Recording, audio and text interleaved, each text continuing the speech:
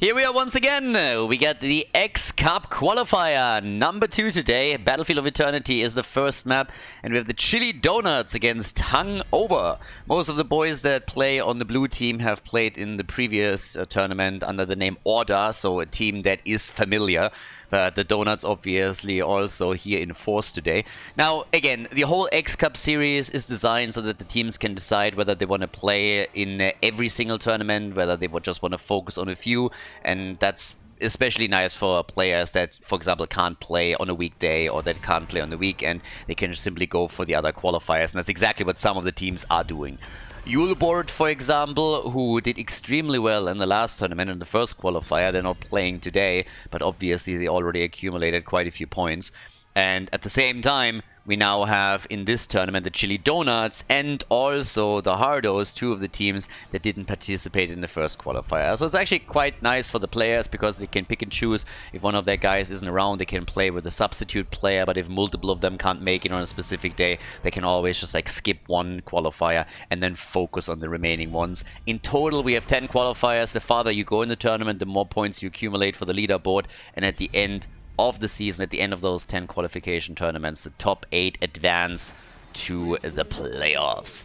So we got a best of 1 in our first round as usual. Once that we're reaching the semifinals and the grand finals, we're looking at best of 3 matches between the teams here, so that it's short and snappy. And once we're heading into the playoffs, of course, all of this is gonna get extended a bit. We have best of 5 matches, we have a double elimination system, so then you obviously want to go all out on all of this. Here in Battlefield, we got a Stuko first pick. We have Malfurion and also Hanzo locked in right away. So right off the bat, we got some damage against the Immortal for them. On the bans, we have Rega as usual, and also Lul, Nara, and our boy Junkrat, with Vala making an early experience here for Marke. And this is one of the maps where we have pretty much seen it all. The auto-attack build, the arrow build against the Immortal, and also the multi-shot build. Depends a little bit on which region you're looking at, but the Koreans, for example, they really like to play their multi-shot build over there. But if you use Vala, then there's always the option of going into a double support lineup and focusing on an auto-attack style to make sure that she keeps those stacks alive on level 1. And at the same time, arrow build is obviously quite beneficial here too, because you get that extra damage against the Immortal, and our girl can pretty much single-handedly take him down. But then again, what are we going to see on the other side? We might just see a double damage setup from the Donuts here, and adding with Rutsu another one in. By the way, for Rutsu, they already banned Zarya out. Obviously, he is still incredibly strong on that particular hero, and given that Vala has now been added, a combo between Zarya and Vala would have been pretty nice for the Donuts. Could still see MIF or whatnot here. Depends a bit on how they want to run this. But first of all, we're going to have the double pick for Team Hungover. That's a pretty big New Year's Eve hangover they're apparently nursing there. I mean, that thing has lasted them until now. So 5 days later, and they're still affected. Must have been quite the party. But there's Dibbles, and we get Sonya. Diablo and Sonya at the front line. So they go straight up for 2 of the Diablo universe characters here in Battlefield. And Wit on Diablo. There's the Maiev. Already called it. Maiev is in. And it seems like we're going to see that variation where Lauba is going to play it as a main tank version again. That usually also will lead to a 3rd melee. But let's see what Rutsu is going to go for now. But yeah, I like it. They're already starting off aggressive once again. And there's Uther. We got our double support. We have Uther in. The Divine Shield is going to be ready. Vala is going to be supported by both of them. And at the same time with Blaze and Maiev, you have some control, some slows, the tethers, the stuns. So there's a lot that they can add to all of this. And yeah, they're going strong right off the bat. I like it. First game and already a good combo on their end. They've showcased it a few times, especially on Battlefield of Eternity. The last pick for Blade, though, as we're looking towards Hungover. And they're going for Deathwing. Okay, Deathwing is in the house. Battlefield of Eternity is the map. Let's go, everybody. Qualifier number 2 for the X Cup Winter. Hungover against the Chili Donuts. Battlefield of Eternity is the map, and on the left side we got Soaking on Sonya, we got Wit on Diablo, Out of Orders playing Malfurion here in our first game of the day, Gavlo on Hanzo, and Blade on Deathwing. On the right side of the map we got the Chili Donuts with the double support, Mako and Uther. You have Rutsu on Vala, Banana H on Stukov, Skog is playing Blaze, and Lauba finds himself once again on Maiev. Okay, time to party and see what the boys got. We have a 2-3 setup in this case at the top and bot lane for the red team. So they are splitting a bit differently. I would assume that eventually Lauber is going to make his way down to the bottom of the map, or Marker, but with the double support, of course, you got to be a bit careful at the beginning. You still need some AoE. Top side. The question whether or not we're going to see Vala with an arrow build has also been answered. Rutsu locks in the first arrow talent. Therefore, today we don't have any auto attack styles, at least not in the first game. And besides that, Blade. You know, this is a majestic dragon. I have been on my Deathwing rant for quite some time, but if you make him look like a fat turkey, then you're definitely doing it wrong. Don't go for the chicken skin. We don't want to have any chickens or turkeys there. This is, you know, a majestic dragon. Beautiful combo, executed right here. And you know what? We're going to take a quick look at it. Vala down, and that all because of Diablo and his engage. So initially, looked for Vala, they see an opportunity, Diablo comes in, the Root of Malfurion is there, and then Blade goes to full Benjamin Blümchen on Vala and just burns her to a crisp. And that again highlights also this skin. That's how a dragon is supposed to look like, you know, that's beautiful. I honestly, there's so many skins and tints that I will let slide when you're playing Deathwing, but if you go for the chicken, if you go for the turkey, then you're definitely doing it wrong. I mean, it just looks like an afternoon snack, if anything. Maybe around Thanksgiving, I'm going to give you a pass for that, but outside of it, you have to go for proper skin here. I mean, what is this shit, you know? Anyways, the first kill in the game, nicely played out by the blue team. Really good coordination, I really like it. This is the kind of engages that they need. Good coordination, and once again, they make a similar play. They go this time for Marker, and Marker is alive. Malfurion is down. The thought was there, but Malfurion dies. Uther, though, has also been eliminated, and Wit is already dashing out, and they body blocked Skok over here. Nearly got another kill. Garflo just realized on Hanzo that he has a few less hit points than Blaze, and was like, yeah, that might not be the best idea that I had. So, maybe let's not go for that right now. Either way, we got 2 kills versus 1, so Hungover is off to a decent start here. Obviously, looking at all of this, the donuts are the favorite. But I gotta admit that in a best of 1, I can totally see Hungover get ahead and maybe even lock a map win in. Because this team isn't bad. Not by any means. I mean, they're doing pretty well for themselves, and they can take down the Chili Donuts, especially on a good day. If the Donuts make a mistake or two, then it would be easy for the blue team to pull ahead a bit. We have on level 4 now also the repeating arrow. Immortals are about to pop up on the map, which also means that both of the teams have by now gone for their shaman camps. Push those out. Blade. Yeah, he goes up against Maiev over here, and guess who? Diablo is also back in action. Needs to be very careful on the other hand. Bit is already super low. They're trying to go for Lauber here, and Lauber... Every time Blade goes full terror, he does tons and tons of damage here. So yeah, I like it. That's already aggressive. They're looking for kills. They're trying to take them down against the double support. Of course, that's always a little bit tricky. Tons of sustain on the side of the red team, but if they lock those kills in, especially against Vala, that's always a dream come true. Without the damage dealer, they can't really do a whole lot. But if you lose Hanzo this early in the first objective fight, then your chances of winning the Immortal race are pretty low. Especially if then Diablo also gets absolutely body blocked and murdered here. I mean, he doesn't stand a chance, does he now? If he doesn't receive a heal soon, then he's gonna get robbed. And yep, that's it. Gets dropped quickly, out of order, also in trouble! And that's a second kill. Malfurion is also down. Yeah, and that turns the entire game pretty quickly, doesn't it now?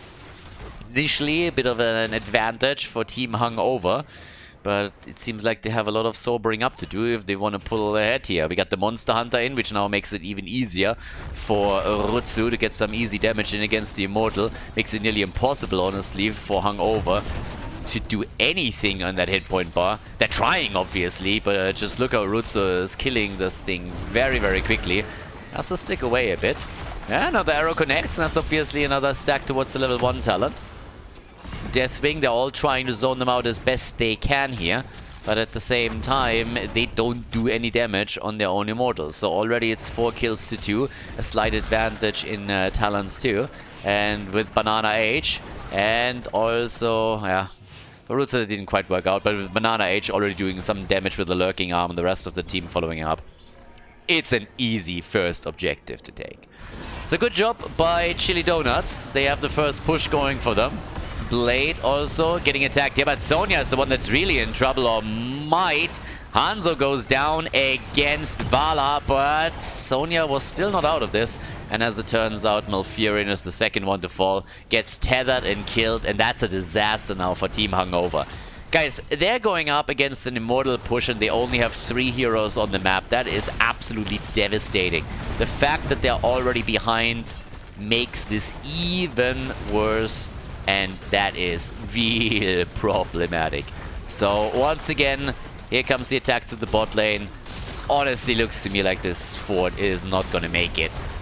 And they're defending as best they can, but they can kiss this one goodbye, and the lead in experience is pretty significant right now. The Donuts are sitting at nearly level 10, so heroic abilities will soon be a part of the equation now.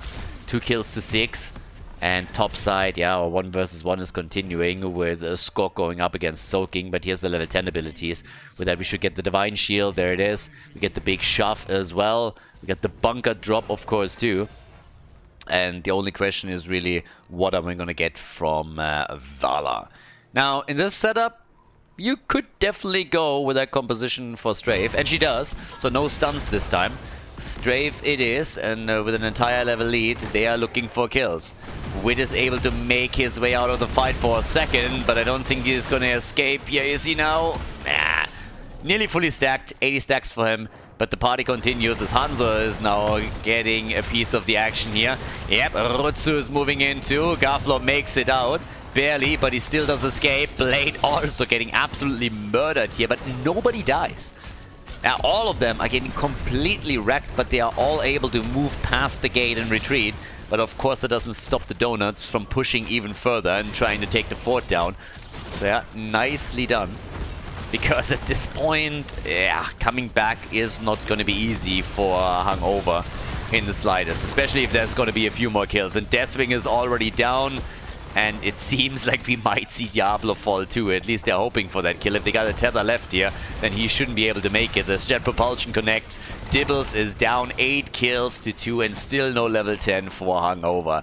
Yeah, they're the receiving end of an absolute ass-kicking that is being handed out by the Donuts. But finally we have level 10. Finally we got level 10. That gives us the Wrath of the Berserker. We got the Lightning Breath too. And off we go. Another play for the Shamans, just for the objective, and Hanzo hasn't made a choice yet. I would still assume that we're gonna get an arrow here. Meme Strike with that combo? Yeah, on this map? Not so sure about that. But now we got 8 kills to 2, as mentioned before. Big lead, and also the halftime show easily taken. And they actually go for the Meme Strike. Alright, Meme Strike it is. Let's see if they can actually connect that properly. For now, it seems like the only one that's getting a big connect here is Vala. One hit after another. Good Divine Shield on Maiev, so they get the first kill. They're looking for a second, but that was nicely done. Diablo the first one to fall, and he lost all of his stacks already earlier, so he's really down for the count. They also kill Sonya, and they kill Hanzo. The Donuts. Yeah, they are absolutely beasting it here. Rutsu is a bit low, but he should be able to get out, I suppose. Blade, on the other hand, is... Oh, yeah, he makes it out. But that was still a close call. Now, there's another talent advantage in play for the Donuts. This point is also not a big surprise. It hungers as a level 13 talent now. Damage output, by the way, 28,000 for Vala. It's kind of funny if you think about it, that she's still not able to take top damage in the game, despite the fact that Hanzo already died 3 times. 29,000 for him. That poke damage that he can get is pretty serious. Deathwing is also dropping down, but they gotta throw some kind of Hail Mary and hope for a good connect. If they can, honestly, if they can emulate what they did earlier and just like copy that Vala kill, then they might have a chance, but they need to take the damage out. And currently they're having a big problem connecting. Yeah, but there, Lauber gets attacked again. And this time there's the kill. This time they get Maiev. Nicely done. The problem is that Witch just doesn't have the souls, so he goes down to Soaking, also in trouble. He's trying to dodge out, but there's the Jet Propulsion kill against Sonya. And they're chasing them across the map now, straight towards the keep, as the Chili Donuts are trying to take the game right here, right now. Are doing a great job at this point with 14 kills to 3 and still landing the talent advantage. But now the Divine Shield has to be used on the side of Blaze. But the keep is still down. We're only 10 minutes into the game. The first keep is already gone. Ooh, big shove. Get the hell out of my team fight. Yeah, Banana Age laying down the law here. So now we got 24 stacks for Vala, but they are massively ahead. They still have that lead. They still have that lead in talents. Blade is going a little bit deep here. I mean, if I would know better, this is a little bit of a Sudoku move that he has here. If he wants to commit Honorable Subaru, then walking straight into 5 is a great idea. 90% on the core, they already lost a few. Yeah, Wit is in trouble. Here comes the meme strike once again, but the strafe gets popped by Rotsu. There's the stun and there's the kill. Diablo is down. Lord of Terror, my ass. A tame kitten, more like it. Yeah, the triple kill at this point as they're taking down Hanzo and also Malfurion. 15.5. I mean, this is brutal. 2.5 level lead at this point. So now they push through the top. Once again, we got Soaking isolated and he's just on the run. They could look at Blaze, by the way. Blaze just saying like, let's go core, boys. So he's going straight, pushing the minion wave in as Soaking is about to die too. They have level 16 now, so it's a 3-level lead that they're running here. And they're wasting a lot of time taking Sonya down, but they still have... it gave them also level 16. So they're in a pretty good spot here. And as you can see, in 16, Manticore is kicking in, so this is making the life of Diablo even harder. Which I'm not envying him here at all. He is getting absolutely abused by all of that damage that we're seeing from Rutsu.